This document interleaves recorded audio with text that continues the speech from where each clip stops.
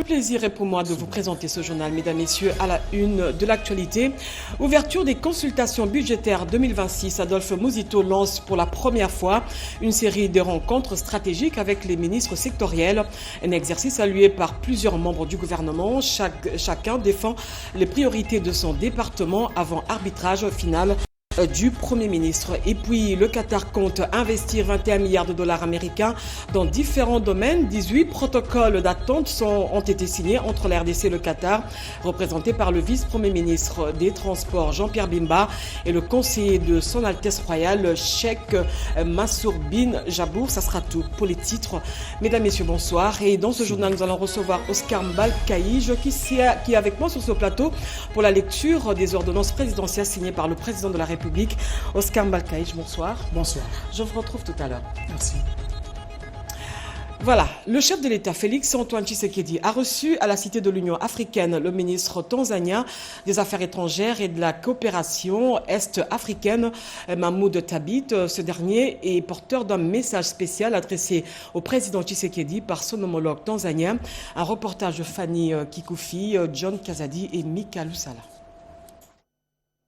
La République démocratique du Congo et la République unie de Tanzanie sont deux pays frères qui entretiennent de bonnes relations de coopération bilatérale.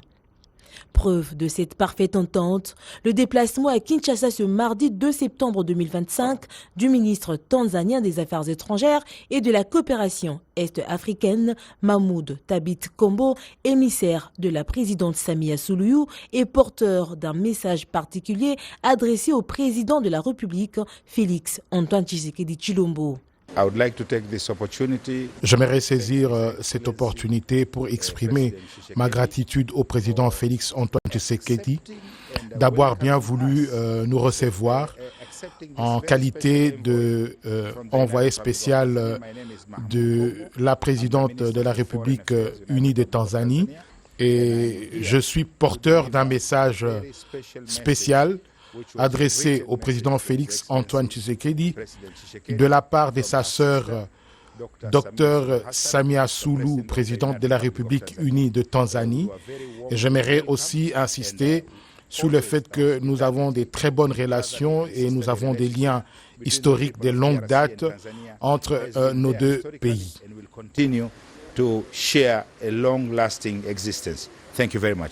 Pour cette audience d'une demi-heure, l'émissaire s'est fait accompagner par la conseillère du chef de l'État au collège diplomatique, Madame Catherine Wagner. Face aux défis économiques et sécuritaires, Judith Suminwa a mise sur les concertations avec les acteurs économiques pour renforcer la résilience du pays. Pour ce faire, elle a eu des échanges avec la Fédération des entreprises du Congo, réaffirmant ainsi la volonté du gouvernement de la République de soutenir un climat des affaires stable et propice à l'investissement. Un reportage de Chimène Dondo et Pompomba. Le gouvernement souminois mise sur le dialogue économique pour préserver un climat des affaires attractif. Ce lundi, la première ministre Judith Suminwa Tuluka a reçu une délégation de la Fédération des entreprises du Congo, FEC, pour aborder les préoccupations du secteur privé. On s'était convenu, il y a plus de 6 mois, qu'on devrait instaurer un cadre de concertation entre le secteur privé et le gouvernement. Le secteur privé se considère et l'AFEC particulièrement les partenaires privilégiés du gouvernement de la République. Mais sans ce cadre de concertation, on ne peut pas admettre qu'on fonctionne chacun dans son coin. À l'écoute, la première ministre rassure que les différents dossiers seront traités dans le plus bref délai, réaffirmant le rôle central du secteur privé dans la relance économique et la création d'emplois. Dans un contexte sécuritaire complexe, le gouvernement poursuit ses efforts, notamment via les mesures fiscales spécifiques pour les entreprises opérant dans les zones touchées par les conflits à l'Est. J'ai dit tantôt, et si le budget 2026 devenait enfin le reflet des réalités de terrain, c'est le pari que fait le vice-premier ministre en charge du budget, Adolphe Muzito, qui vient de lancer une série de consultations budgétaires, une première avec les ministres sectoriels. Suivez ce reportage sur les images de Chikobi Ponda. Le vice-premier ministre en charge du budget, Adolphe Muzito, a lancé une série de consultations avec les ministres sectoriels pour affiner le projet de loi des finances 2026. Présenté comme une innovation, cette démarche vise à mieux cerner les besoins réels des ministères avant l'arbitrage de la première ministre Judith Suminwa. Pour Irène Essambo, ministre déléguée aux personnes vivant avec handicap, ces échanges est une opportunité d'espérer un réajustement plus équitable des crédits alloués. Guillaume Gueffa, ministre de la Justice, se dit satisfait de cette initiative qui marque un pas vers une gouvernance plus participative. Nous avons été satisfaits de cet exercice qui est une innovation qui nous a permis de donner plus d'explications sur certaines rubriques de notre budget. Des échanges fructueux, selon le ministre de l'Aménagement du Territoire, Jean-Lucien Boussa, et celui des Relations avec le Parlement, Guy Loando, qui ont aussi, à leur tour, défendu leur budget. Les besoins sont illimités, les moyens sont très limités. C'est ça la contrainte budgétaire. Nous avons convenu avec le VPM que la contrainte budgétaire qui est là est bien comprise par les ministères de l'Aménagement du Territoire, mais en même temps que les ajustements sollicités puissent être pris en considération. Nous étions donc venus défendre notre budget. Les actions publiques sectorielles doivent être financées. Et le budget État est cet instrument qui regorge les recettes et les dépenses de l'État. Le temps et à la collaboration, à l'écoute, à la transparence, tous ont souligné l'importance de pouvoir expliquer directement leurs besoins budgétaires avant l'arbitrage final de la première ministre Judith Suminwa. Et de son côté, son collègue de l'Intérieur a réaffirmé l'engagement du gouvernement congolais à l'aboutissement de l'accord de Doha lors du briefing co-animé avec son collègue des médias. Jacquemain Chabani a indiqué que l'exécutif national a déjà mis à l'œuvre des experts pour l'exécution des mesures de confiance contenues dans cet accord. Le point avec Jacques Kabwabwa. Cet exercice de redevabilité a eu pour thème point sur l'évolution de la situation sécuritaire en République démocratique du Congo. Les deux membres du gouvernement ont avant tout rendu un vibrant hommage aux deux officiers congolais tombés au front pour défendre la patrie, général-major Peter Nchirimwami-Nkuba et le colonel Zaché Rugabisha. En rapport avec la situation sécuritaire dans la partie est de Kinshasa, Jacquemain Chabani a fait savoir que les efforts sont déployés pour que la paix puisse être rétablie. Toutefois, l'organisation d'un forum de paix à Kinshasa sera démise. Parlant de la criminalité urbaine, le VPM a souligné que la police a à ce jour mis la main sur les leaders des bandes des malfrats. Sur le processus de paix de Doha, le VPM de l'Intérieur a confirmé des échanges sur les cessez-le-feu après la question des confiances ayant traité la libération des prisonniers. Répondant à une question en rapport avec l'invitation de l'ancien président de la nation Arc-en-Ciel, Afrique du Sud bien sûr, les deux membres du gouvernement ont réagi en ces termes. Si vous suivez le président de la République à l'occasion de son adresse à l'Union sacrée, il a rappelé l'importance du processus de Washington et de Doha. L'initiative qui vient du président Mbeki, comme nous le disions, c'est inopportun et ça ne nous intéresse pas, d'autant plus que lui-même, qui veut se présenter comme celui qui veut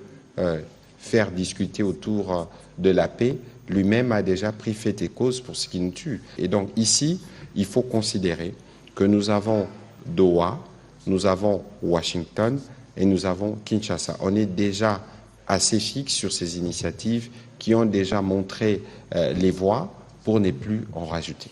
La paix, on la recherche et la paix se construit, donc elle reste un processus. Et un processus qui n'est pas aisé à mettre en place. Donc inutile pour nous d'aller nous disperser ou nous distraire dans des initiatives qui ne donnent pas l'espoir d'une paix que le peuple congolais recherche. Avant de boucler ce briefing, le porte-parole du gouvernement a tenu à rendre hommage au professeur Malembe Tamandiak, décédé dernièrement. Il fut le fondateur de l'ISTI, autrefois IFASIC, et actuellement UNICIC, mais aussi le tout premier rédacteur en chef de la RTNC. Nous devons rendre hommage à ces baobabs, à ces symboles justement de notre métier. Briefing Presse fait école, cadre idéal d'échange et d'information, très bénéfique et riche d'enseignements. Il permet d'élargir les connaissances pour éradiquer l'ignorance. Voilà, vous En fin de ce journal, un portrait sur le professeur Malembe qui a quitté la terre des hommes. Et puis, suite au dossier préoccupant de la province du Haut-Katanga sur la problématique de la gestion au niveau des gouvernorats et de la mairie de Lubumbashi, le vice-premier ministre en charge de l'Intérieur, Jacques Machabani, s'est entretenu avec le caucus des députés nationaux de cette province. Bobo Anan Mokonzi pour ce reportage.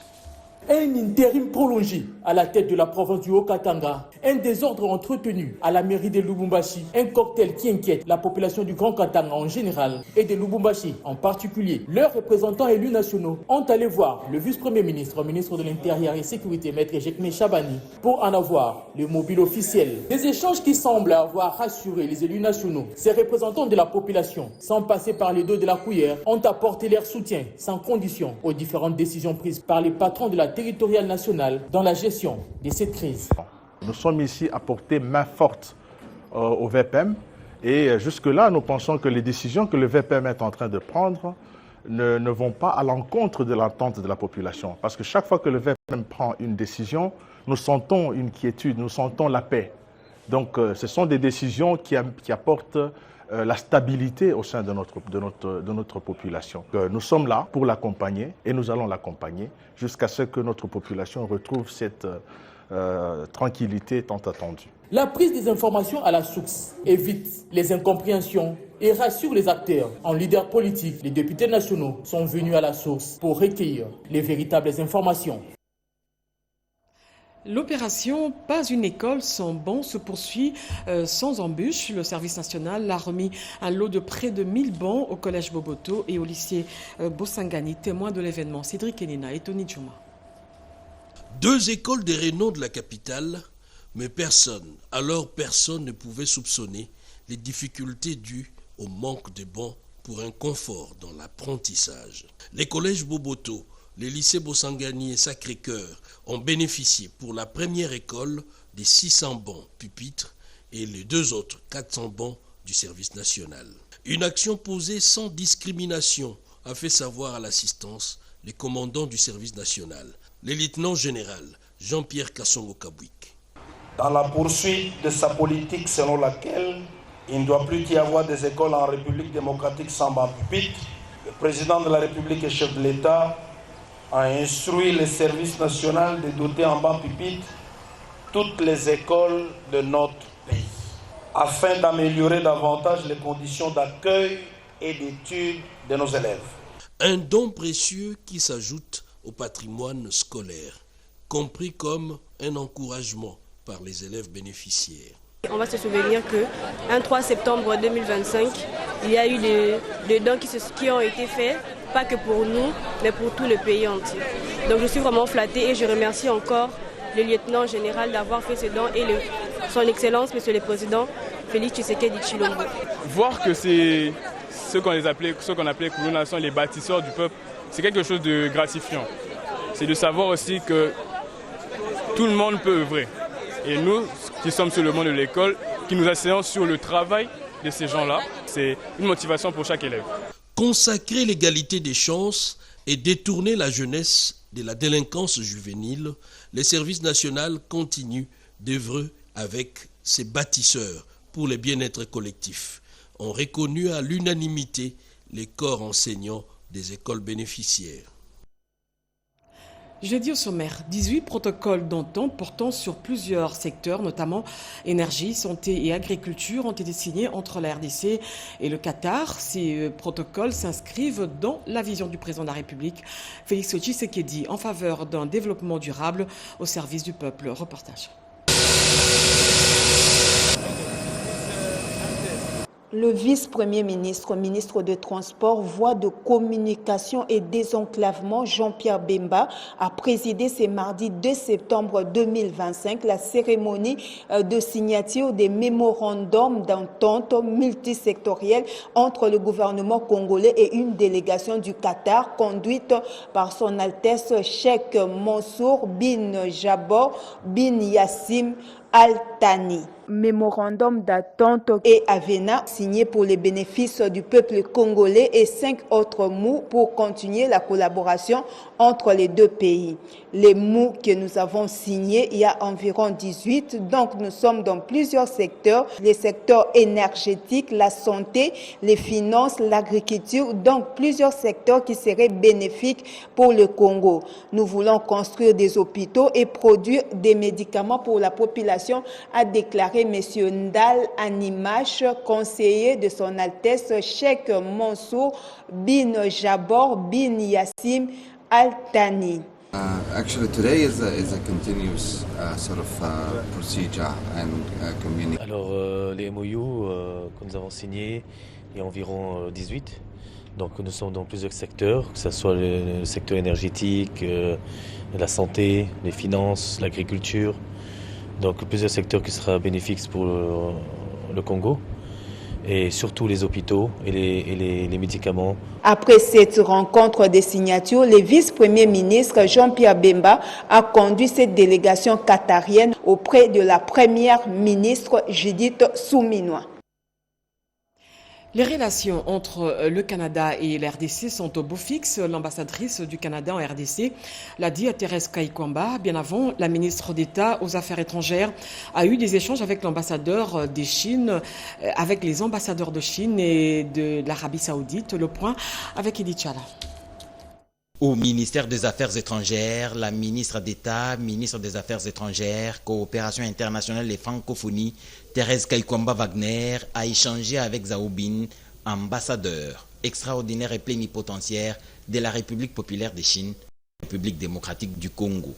Les débats ont tourné autour du renforcement du soutien mutuel au sein des instances multilatérales, des projets de coopération en cours dans le cadre des résultats de FOCAC, les perspectives d'avenir dans les relations entre la Chine et la République démocratique du Congo. Dans le même registre, la ministre des Affaires étrangères, Thérèse Kaikwamba Wagner, a reçu 2 diplomates de haut rang accrédités en République démocratique du Congo, témoignant du dynamisme des relations bilatérales de la RDC avec ses partenaires stratégiques. D'abord, avec Abdulaziz bin Mohamed Al-Badi, ambassadeur du Royaume d'Arabie Saoudite en République démocratique du Congo, porteur des messages de félicitations de son Altesse, le ministre des Affaires étrangères saoudien. Cette rencontre a également permis d'explorer de nouvelles opportunités d'investissement entre les deux pays, ouvrant la voie à un avenir de coopération économique et diplomatique renforcé.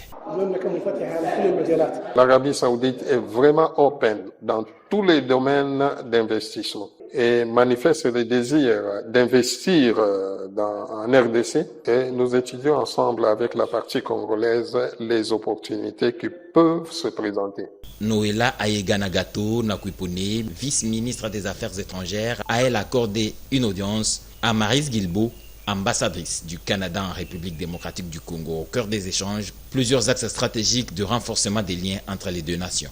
Le développement des relations bilatérales entre la RDC et le Canada, les initiatives prioritaires en matière de coopération, notamment dans les domaines de la gouvernance, de l'éducation et de développement durable, sans oublier la question sécuritaire dans l'Est de la République démocratique du Congo, ont cristallisé les intérêts.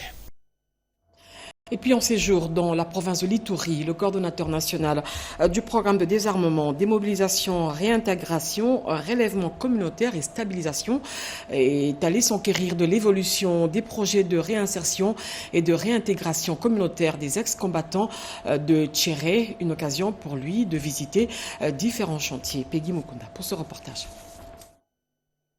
Devenus aujourd'hui les ambassadeurs de la paix, les ex-combattants de Tchéré dans la chefferie des Bahema du Roumoani-Touri ont été honorés par la visite du coordonnateur national du programme de désarmement, de mobilisation, relèvement communautaire et stabilisation au PDDRCS Jean Desdieux Désiré Ntangatita, accompagné du coordonnateur provincial intérimaire Flori Kitoko et une délégation de la MONUSCO DDRS Ituri. Le patron du PDDRCS est allé s'imprégner de l'évolution de projets de réinsertion sociale et de cohabitation pacifique des ex-combattants dans cette partie du pays. Rappelons que ce projet a été financé par la MONUSCO DDRS et lancé depuis le 24 mai 2025 avec la remise de 25 vaches aux démobilisés issus des groupes d'autodéfense de la communauté locale, soit un total de 48 bénéficiaires. Le cheptel est aujourd'hui porté à 26 têtes. Le coordonnateur national du PDDRCS a par ailleurs visité les travaux de réhabilitation de certaines routes des dessertes agricoles entrepris conjointement par les membres de la communauté et les ex-combattants. Sur place, Jean de Dieu Désiré Ntangatita a échangé avec les bénéficiaires. La délégation a également visité le chantier du bureau de la coopérative des ex-combattants et de la communauté. Et c'est à la 32e région militaire qu'a clôturé les patrons du PDDRCS sa visite sur place. Il a échangé avec le général-major Mouchimba Antoine David, commandant de cette région. Sachez également que la Cour des comptes renforce le suivi de la dotation de 0,3% des chiffres d'affaires minimum destinés aux projets communautaires, un engagement réaffirmé au cours d'une séance de travail en présence des ministres d'État des Affaires sociales F. Bazaïba et ministre des Mines Louis Watoum Kabamba. Un reportage de Diane Balaka et Rigan Chindano. C'est dans les locaux de la Cour des comptes qu'une importante séance de travail s'est tenue autour de la dotation de 0,3% minimum du chiffre d'affaires pour contribution au projet de développement communautaire dans les zones minières. Objectif: veiller à une application stricte de cette disposition. Parmi les participants, la ministre de temps en charge des Affaires sociales, F. Bazaïba, a salué l'importance de cette démarche qui renforce la gouvernance et la justice sociale dans les zones d'exploitation. Depuis l'institution de cette dotation en 2018, et ça n'a été rendu possible qu'en 2021, il y a une mégestion et la Cour des comptes a porté à notre connaissance pour que nous puissions procéder au redressement et que nous puissions revenir sur les fondamentaux conformément aux principes de bonne gouvernance, conformément à la loi. Le ministre de Mines, Louis Watoum Kabamba, a pour sa part félicité la Cour des comptes pour son rôle de contrôle et d'accompagnement dans ces processus. C'est un travail qui a révélé de nombreuses défaillances qui méritent toute notre attention parce que, comme vous le savez, la dot, c'est un instrument de souveraineté qui met le destin du développement de ces populations en propre main. Et comme les ressources minérales sont épuisables et ne sont pas renouvelables, il faut que chaque once qui est exploitée, que les retombées soient utilisées à bon escient. Le premier président de la Cour des comptes, Jimmy Munganga, a mis en avant la nécessité d'une collaboration continue entre institutions. À cette occasion, il a remis aux personnalités présentes un lot de documents officiels, comprenant notamment la loi organique de la Cour et les derniers rapports d'audit consacrés à la gestion de la dotation des 0,3%. L'RDC vient d'être officiellement élu membre du groupe anti-blanchiment de l'Afrique australe et orientale. Cette décision a été prise lors de la conférence régionale tenue à Addis Abeba, consacrée à la lutte contre le blanchiment d'argent et le financement du terrorisme. Le compte rendu avec Guy Matundu. La République démocratique du Congo est désormais membre du groupe anti-blanchiment de l'Afrique orientale et australe. Cette adhésion est consécutive aux réformes menées par le gouvernement congolais dans le cadre du processus de sortie de la liste grise du GAFI, le groupe d'action financière internationale. Les pays africains réunis au centre des conférences des Nations Unies d'Addis Abeba ont salué ces réformes entreprises pour lutter efficacement contre les flux financiers illicites et se conformer aux standards internationaux de lutte contre le blanchiment de capitaux et le financement du terrorisme. Par cette adhésion, Kinshasa va tirer plusieurs dividendes, notamment l'élaboration et l'harmonisation de politiques régionales de lutte contre les flux financiers illicites et la criminalité transnationale, ainsi que l'accès facile avec les autres cellules de renseignement financier des États membres. Monsieur Alain Malata, directeur de cabinet du ministre des Finances, qui conduisait la délégation congolaise, a salué cette adhésion comme un gage de confiance de la communauté régionale et internationale envers les efforts de réforme engagés par le pays. La CNRF, au travers son secrétariat exécutif, s'est beaucoup investi dans les travaux en vue de valider l'adhésion de la RDC à cette organisation régionale. Le Fonds de promotion de l'industrie a son nouveau plan triennal 2026-2028. Ce plan va guider les objectifs et les actions prioritaires de cet établissement public pour l'industrialisation de la RDC. Un reportage à la Bikaï et Robert Kalimba. Les fonds de promotion de l'industrie FPI disposent désormais de son plan d'action triennal pour la période 2026-2028, élaboré conformément aux recommandations de son conseil d'administration. Fruit de 7 jours d'intenses travaux en commission et sous-commission, ce document servira de boussole aux actions du FPI en faveur de l'industrialisation de la RDC. Clôturant les travaux, le directeur général Hervé Claude Toumbaba Toukonke a rappelé les objectifs, les priorités et le résultat attendu, affirmant la volonté de faire du FPI un véritable catalyseur de l'industrialisation nationale, conformément à la vision du président de la République. Aujourd'hui, nous avons la satisfaction de constater que ces travaux se clôturent sur une note positive, avec un plan cohérent décrivant de manière claire les objectifs spécifiques à atteindre et les actions précises à mener, identifiées par la Commission. Ce plan constitue une boussole essentielle pour guider rationnellement notre institution vers l'atteinte des objectifs que l'État congolais nous a assignés. Comme nombre de priorités retenues figurent les actions suivantes. Identifier des sources de financement innovantes, adopter de nouvelles stratégies de financement, notamment la prise de participation et développer des mécanismes de cofinancement des projets. Avec ces nouveaux plans, plus rien ne sera comme avant au sein de cet établissement public. Le DG a insisté sur la rigueur et l'absence de complaisance dans la sélection des projets. Poursuite de la mission d'inspection des différents chantiers à travers la République.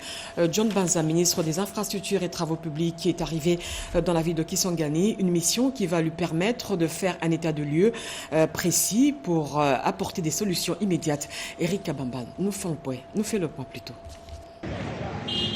Le ministre des Infrastructures et Travaux Publics, John Banza Lunda, poursuit sa tournée dans la province de l'Atchopo.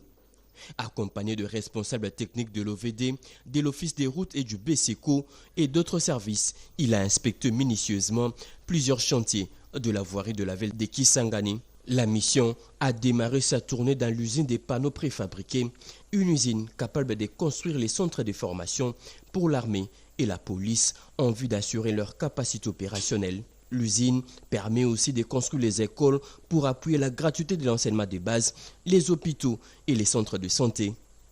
Le ministre et sa suite se sont peu après rendus au centre de matériel flottant de l'Office des routes situé dans la commune de Makiso. Le ministre a visité les installations portuaires, notamment le port à piétons ainsi que le site de Kisangani 3 et Simisi. La délégation s'est ensuite rendue sur l'axe Kitima où les travaux de modernisation sont exécutés par l'entreprise Safrimex sous la supervision du BSECO, de l'OVD et des SOGEC. Les autorités provinciales ont relevé la qualité des matériaux utilisés et encouragé l'entreprise à accélérer le rythme pour livrer les autres tronçons. Sur l'avenue du 4 janvier, l'entreprise Mogabon Construction réalise 20 km de chaussées surveillées par l'OVD. Les travaux partent du rond-point à Kiss jusqu'au boulevard Lumumba.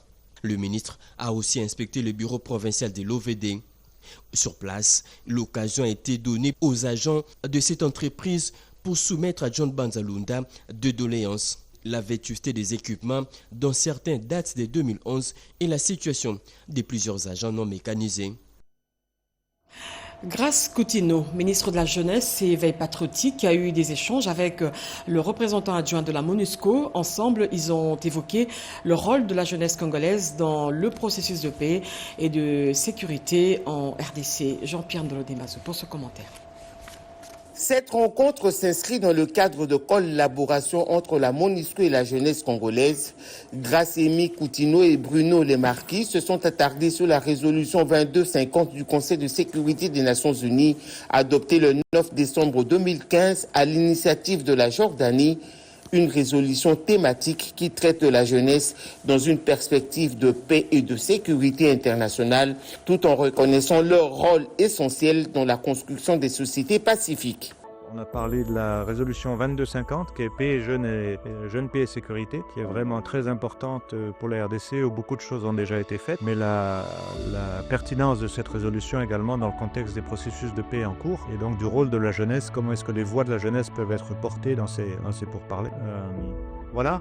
On a aussi parlé d'une visite possible dans les prochaines semaines de l'envoyé spécial des Nations Unies pour la jeunesse, M. Felipe Polier, qui est basé à New York, qui pourrait visiter dans les prochaines semaines, ce qui serait vraiment une très très bonne occasion pour célébrer ce partenariat et mettre vraiment en exergue le rôle très important de la jeunesse en RDC. J'ai l'habitude de dire que la jeunesse d'un pays, c'est pas son futur, parce que souvent on dit la jeunesse c'est le futur, la jeunesse c'est le futur. La jeunesse de la RDC, c'est son présent, puisqu'elle est une composante énorme de ce pays. L'implication de la jeunesse congolaise dans les questions majeures en RDC demeure le leitmotiv de la ministre Grace Amy Coutinho afin de matérialiser la vision du chef de l'État, Félix Antoine Tshisekedi Tshilombo.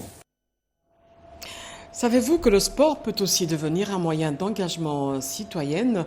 Le tournoi Tony Labila a servi de tribune pour adresser un message fort aux autorités sur la nécessité de réhabiliter les routes et lutter contre les érosions qui rénovent leur commune. Eurydice Kitutu nous en dit plus. Le terrain Tumba dans la commune Mongafula était le cadre choisi pour cette première édition du tournoi Tony Labila, un tournoi qui vise l'encadrement des jeunes. L'initiateur a loué le bon déroulement de cette compétition marquée par l'unité de jeunes. C'est plus qu'un simple tournoi de football, c'est un espace d'expression citoyenne qu'ont créé les jeunes du quartier Matadi Mayo qui ont su canaliser leur énergie, leur passion, mais aussi leur cri d'alarme face aux défis que traverse leur commune. Route 3e République, Kobana, RN1 Tigokota Namayo Kotoyo, va poser un problème, il y a érosion. La route 3e République sur la RN1 est dégradée. Profitant de ma présence, les jeunes du quartier ont lancé un appel aux autorités compétentes pour les travaux d'urgence. Le président de la République, Félix Tshisekedi Tshilombo, le ministre national et ITP, Excellence John Banza,